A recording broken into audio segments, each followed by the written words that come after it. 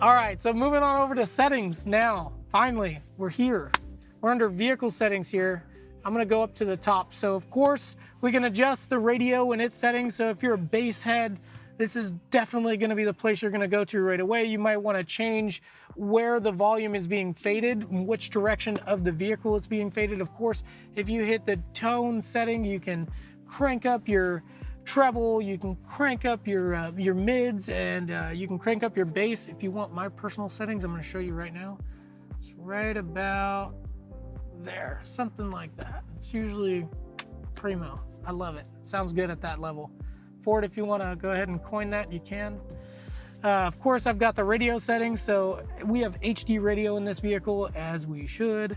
And then of course you have 3 rows of presets, which I'll show you here in a minute. That's actually really cool. And then you've got the radio text.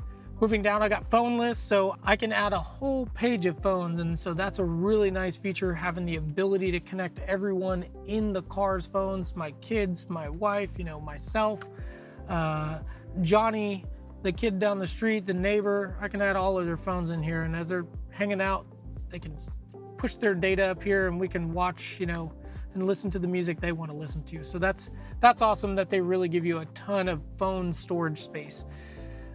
Your charge, so this is where it's showing how much range I have with the percentage of charge I have. This is a section that I told you I'd get to, and so now we're here.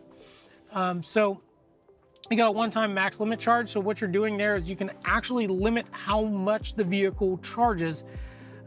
You can let it charge up to 100%.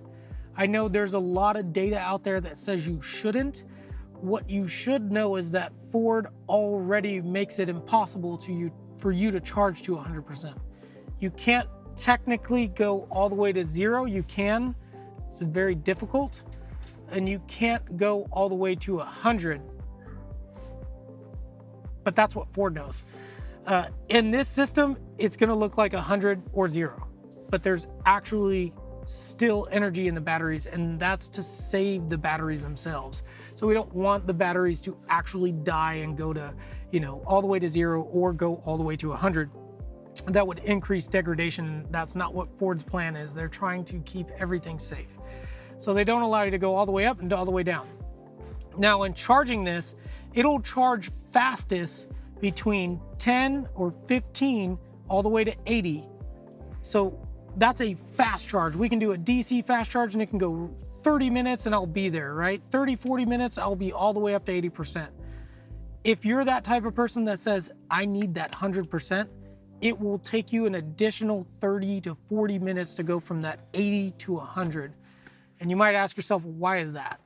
Well, because I'm getting closer to the top of the battery pack as far as charging, so it starts to trickle charge. Even though I'm throwing all the juice at it, the battery is smart. On the extended range, there's 2 chargers, so it will effectively charge faster than a standard range battery.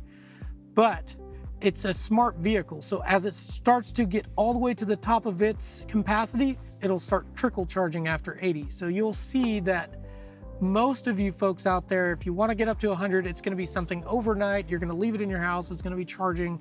No big deal. You'll wake up to it in the morning. But if you're commuting and you're doing long distance travels, just do up to 80%. I promise you, I will save you so much time from sitting there at the electrical charge station. There's no sense in making it go all the way up to 100. It's just a waste of your time. In here, you've got the departure time. Now, I know I talked about that a little earlier, so I can go in here and click edit. And so I can set up a departure time, and what you're seeing over here is the temperature in which I want the vehicle. So if I want to leave my house at, let's say 8 a.m. and I want my vehicle, because I'm in Texas, I want it cold. I like to be cold. Give me 60 degrees, I'll be happy. I'm gonna put my vehicle on cold, and it's plugged into my house. Truck's parked in the garage or outside, I've got it plugged in. I'm not using the battery pack's power to condition this. The vehicle is being conditioned off of me charging from my house. So I'm using the house's power to set this up as a departure time. I want to leave by then, it's going to start before then to to reach to my cool temperature. So by the time it's 8, it's already cold. I can jump in, I'm ready to go. Car's already preconditioned. So you can do that Monday through Sunday, every single day of the week. You can do a start time. So let's say I'm at home, I'm at the top on Monday, I leave at 8 a.m. At work, if I have the ability to charge there, I can set it up here, or I don't have to charge. I can just set it and say, hey, I want you to precondition the cab right around 6 p.m. I want it to be cold. And I will be leaving at 6. So it'll precondition the cab. The best case scenario is on departure, right? So when you're trying to actually use outside energy to help your situation as far as range. So I would prefer you folks use it while on the charger so that you get the maximum range out of the vehicle. Because heating and cooling, it does take a ton of energy on these vehicles. So if you can utilize a power source while doing that departure, that is the best way to do it, quite honestly. Moving back out of there, charge locations, it will memorize them. Quite honestly, it will memorize them. When you're at your home, it'll pick up that you're at home and it says, hey, this is a charge location, and it'll have the address there. You can can them if you're never gonna use them again. But it's nice to have those because you can set up your departure times based on the location and where you are. So at home, let's say I'm not on vacation. I wanna set up, I'm at home, I'm going through my regular work week. I wanna set up my departure time and I want the car to cool. Well, if I'm not at one of the locations, it may not use the departure time, right? It might not use that cooling scenario because I'm in a different location. So you have to give it a location in order for you to use that tool. So those are some pretty important parts to just preconditioning your vehicle and allowing the grid energy to help set up the car to give it the most comfortable setup for you while departing before you depart. Moving on down from here, the vehicle settings. So in the Sync 4 system, the settings are amazing. They're immensely amazing. So now I can change an enormous amount of things on the vehicle that were always presets before that were never able to change before. So good example of that, vehicle power down time. I can turn that on or off. I've got, valet zone limit. So like I mentioned earlier, it restricts the acceleration of this vehicle while in valet mode. For example, a driver takes the vehicle into an undefined area, it will limit that speed to 40 miles an hour. So just like I said, it'll put into a sort of a limp mode for you. I'm gonna turn that one on. I like that feature. The rear occupant, if you should have some children in the back in car seats, this one's gonna warn you when you shut the vehicle off and you open the driver or passenger or any door, it'll tell you to check the rear seats for occupants. So if you are a person that's semi-forgetful, probably leave that one on.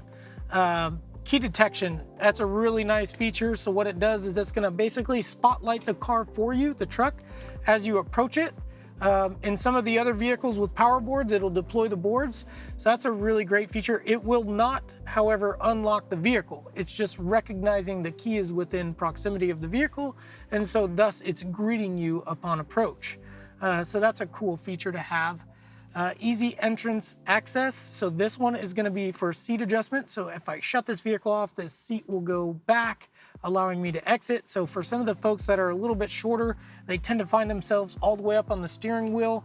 You don't really need to do that in these cars. I'll be completely honest with you. I can put someone in this car, I don't know, about 5 foot tall, and I can probably push the pedals all the way up and put them in a comfortable seating position to where they don't feel like if they were to get in an accident that this airbag is just gonna, cavitate their chest. This seat has so much adjustment, the pedals have so much adjustment that you don't really need to do that too much, but while you're up and closer to the steering wheel, this feature is gonna push it all the way down and back so you don't have to try to slide your legs underneath the steering wheel while you're exiting the vehicle. So I like that feature to be on. My key, we've talked about it in the past. If I create a key under my key, it's gonna be for probably someone of young age or maybe an employee that I want to adjust the seatbelt. I want to make sure it's dinging with a key. I'm going to program a key to basically say, I don't want this vehicle to go past 75 miles an hour. I don't want the volume over 50%. I do not want them to be without a seatbelt. Otherwise, I just want you to chime the entire time until they put it on. So my key does exactly that. It can be frustrating when you go to change in your vehicle and you don't have both keys, or you happen to lose one, because then you're stuck with that programmed vehicle at a slower speed, chiming, and then slow volume. So then you have to get another key made. So be sure to always keep 2 keys, or leave one as with someone who's responsible with it, and then just hand that non-administered key to someone that you feel like needs to be reduced in their volume and speed and acceleration with this particular vehicle, or any other Ford vehicle that is. So that's the My Key feature. Of course, you have an onboard modem. So these all do 4G Wi-Fi. I believe it's done through AT&T. It's approximately, don't quote me on this, about $20 a month. It'll do 150 feet outside the vehicle, so it's a really great feature to have. Should you be camping in the middle of nowhere, you can get that 4G Wi-Fi in the campsite. Plus, you got all the power on board. You can, have a refrigerator, have a griddle, have everything that you want creature comfort wise, but while enjoying the outdoors as well, and having some of the creature comforts from home. So that's a really nice feature to have as well. Having that 4G Wi-Fi there can be very helpful. The alarm system, obviously this one has all sensors on, and it says ask on and exit. That can be a bit annoying. It's already pre-set up from Ford as off, so it's not gonna ask you if you want the perimeter alarm on. That's probably the best way to leave it, to where it's on when you're outside the vehicle and the vehicle's locked. Moving on down for remote start setup. So I've got it set to auto climate control, so that's gonna be 72 degrees internal temperature.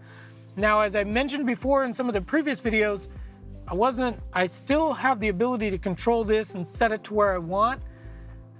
If I want the vehicle to be 60 degrees outside, for example, or 60 degrees, inside the vehicle, I can set it up to do that. But when it's 40 degrees outside and I really want it to be 70 inside, when you remote start the vehicle, it'll only go to 60.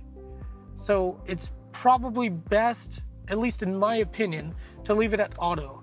It'll automatically go to 72 degrees, whether it's hot or cold outside. So leaving it on auto is really, really convenient. And of course you see seats and steering wheel, so that will also prep these seats. So if it's really, really cold outside, it'll turn on the heated steering wheel. It'll turn on the heated seats, driver and passenger, just to try to help to heat up the cab, to try to reach that 72 degrees internal temperature by 15 minutes. So if you think the vehicle needs more time, you can actually change that duration to 10 minutes. Well, I guess in this case, 15 minutes is gonna be the max on this, but through the Ford Pass, you can hit plus 15 and it'll run for additional 30, or it'll run for a total of 30. You can click it then again and it'll run for 45. I mean, it goes on and on through Ford Pass. You can pretty much set it up whichever way you want. Wipers on this mode, I don't really understand why they're never pre-selected, but I always turn them on. So courtesy wipe and rain sensing, I'll always turn those on. From Ford, if you're getting this vehicle brand new, or any other Ford, be sure to go into vehicle settings. If you like those features, turn them on, because they will be turned off from Ford factory. You have to manually go in there and turn them on. Power tailgate recently has been shipping from Ford with it enabled, but should you find that your vehicle does not have it enabled, you'll go to power tailgate and switch it from manual to power, and that's how you'll get it to close on itself, by itself, Lighting, there isn't much that one should do in this section, to be quite honest with you. It's already pre-enabled really well. Built here, so automatic high beams. If no one's coming down the road and you're driving down a dark road, it'll automatically click on the high beams. You don't even have to worry about turning them on anymore. The vehicle senses through LiDAR, through its LiDAR system, that no one else is coming in the other direction, so it'll automatically flick those on for you. So that's a really nice feature. Not much to go over in the lighting, but the locks. All right, so if you've ever driven up to your friend's house, left the truck on, left your Ford vehicle on, you get out because you want the AC going, we're in Texas. And as soon as you leave the car, it goes beep, beep, and honks the horn twice, indicating that you've taken the key and left the vehicle running. If you hate that, you can now turn it off. And it's simply audible feedback. Turn that thing off and it won't do it anymore. You can walk outside this car and it will never go beep, beep. It will never tell you that you've left the vehicle without the key and it's running. I've had a customer tell me that's one annoying thing about it. When he's rolling up to his friend's house and then they're going on a trip somewhere, his friends in the house think he's beeping at them, when in fact he's just getting out to go knock on the door. And it can be, I guess, perceived as, hey, hurry up, I'm waiting outside for you. Well, now you can turn that feature off. So Ford's enabled us to really start to manipulate a lot of things within the Sync 4 system, so we can really set this thing up the way we want. The other really nice thing, and I've tested this recently, so it's really convenient, unlock all doors. So now Ford's enabled us to where we can actually change the locks. So I can change it from all doors to just driver door. And I've tested this out already. Now it does indicate that it's on the driver's door itself, but if I have the key and I go to the passenger door and I try to open the passenger door, it will only open that passenger door and leave all the other doors locked. So I think more or less it is gauged towards wherever the key is currently located. So if the key's at the driver door, it'll open the driver door, all the other ones will be locked. If the key's at the passenger door, it'll unlock the passenger door, all the other doors will be locked. You're finding that a lot of people really want to do this more often than not because of the crime rates have gone up in pretty much every city. So just keeping your loved ones safe and having it to where it's only unlocking one door, that's definitely an option. Once you're inside, you can click the unlock all if you'd like to. If you want to keep it on unlock all and you live in a place where it's pretty safe, then you can certainly do so and keep it on all doors. So moving on to mirrors, this one's set up already at auto fold. I do believe a lot of the vehicles coming from Ford are not set up as auto fold on some of the vehicles that they should be. So if you ever wanted to check to see if your vehicle does have auto fold mirrors, go into vehicle settings, click on mirrors and see if the auto fold button is selected. If it's not and you have it, turn it on, and when you lock the vehicle, the mirrors will auto fold. Now on keypad, if you have the original key code on the card, you can come in here, you can enter the original key code and then change it from here. The other way, as we presented in a different video, on the door code itself, on the physical door, you can actually enter the original code, press the number 1, enter a brand new code, 5 digits, and then press number 1 again. I do not recommend you using the swipe method to unlock the vehicle for 5 digits. That is the first thing a thief is gonna try before busting out your windows. They're gonna try to swipe up, swipe down, see if it'll unlock it. If it doesn't, hopefully they leave you alone, and yeah, God forbid they break your window. That would be terrible. I don't want that to happen to you. So moving on down over here, this one's pretty important. Now this vehicle, I'll mention that we're demonstrating for you, it is already a pre-owned one. Someone bought it and let's just say they made money on it. I don't want to say anything other than that. But the backup passcode is currently locked out on this. So what that is if I'm using my phone as a key, I can set up a backup start passcode. And so what it does is if my phone dies and I know my door code, I can use my door code to get in the vehicle, and then I'll have a backup passcode to start the vehicle should I not have any keys with me. And it will start the vehicle, then I can put my phone on that wireless charger or plug it in, and it will charge that phone, and then I can use that phone. You know, obviously I can use it later as a key.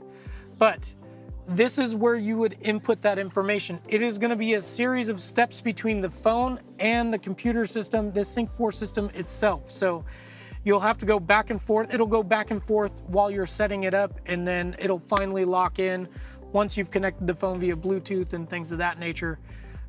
It's imperative if you're going to use your phone as a key. I think some people will really like and enjoy using their phone as a key rather than having keys on them themselves, because some people already have smart homes with the Bluetooth enabled lock and unlock on their house. So a lot of people are trying to move away from the conventional keys and just not carry anything but their cell phone. But hopefully you don't lose that cell phone, because that's pretty much your world right there. So moving on down, so we can set up a low battery. We can actually set it up at 20 miles. I like the way Ford has it preset up at 50, so it's gonna warn me when I'm at 50 miles till I need to charge. Like, I absolutely need to get to a charger within 50 miles. If you should have no problem whatsoever finding a charge station within 50 miles, and later I'll show you just how many are in my area. Now, if this is your first EV vehicle, you will be shocked to know how many charge stations are actually in your area. It's just that you don't pay attention to them. Because you don't use them, they're not on your radar. But once you get on the navigation system and you see just how many there are in your area, or if you get into an EV, you'll be shocked to know there's hundreds and hundreds within miles of probably your home. So this technology is growing at a rapid pace. Almost every manufacturer has an EV vehicle, but as far as trucks go, I think we're the most mass produced. Of course, you have some other brands out there like Rivian, and probably the next one would be a Hummer that's the closest to a truck. But what we've done here with Ford is we've made the truck the same price or very close to what our current lineup is. So our XLTs are similarly priced to the Lightning XLT. So we're trying to make these vehicles affordable for everyone to have. Because if you want an electric vehicle, we want to be able to provide it for you. So if you have a low battery, 50 miles. The last two things that are down here on this vehicle setting is going to be the EV driving history, which we can press to reset, and then also emergency tow. So I'm not in a situation where I need to be emergency towed. If I was, this would illuminate and I can click on that, okay? So moving on down, I've got the general settings here. So these are things such as whether I want to be reading everything in English, Espanol, or La France, French. And then moving on down from there, I've got Fahrenheit or Celsius if I want to read my temperature in either one of those. Of course, I'm in miles, being here in Texas. I can also do kilometers, or I can do kilometers and kilowatt hours too if I want to use that measurement. PSI, of course, we can do bar and kPa there. They're just different forms of measuring the same type of stuff, right? So I'm able to change those as I wish. And then if I don't want the screen beeping, just like on other Ford vehicles, I can turn that off. I, for one, tend to like it, so it doesn't bother me much. Software licensing, things of that nature. And if I need to do a master reset, this is where this would happen. Click that reset button and hit master, and it will just erase everything within the system, and we'll start back from fresh. Moving on down to the display, so I can display a calm screen if I want to. It'll look a lot like this. If I want it to reappear, I can just tap it, and it'll wake back up.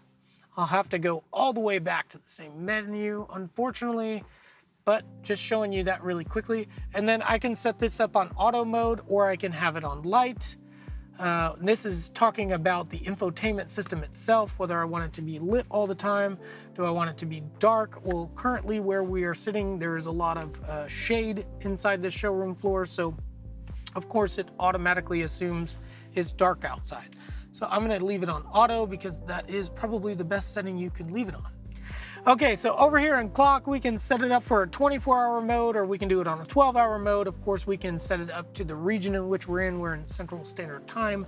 And then, of course, it is set up to auto adapt to the time zone. When I'm on daylight savings time, I no longer have to go in here and change plus or minus an hour based on daylight savings. So it'll do it all by itself. Really, really smart, really intelligent vehicle. What most of us expect from our new vehicles.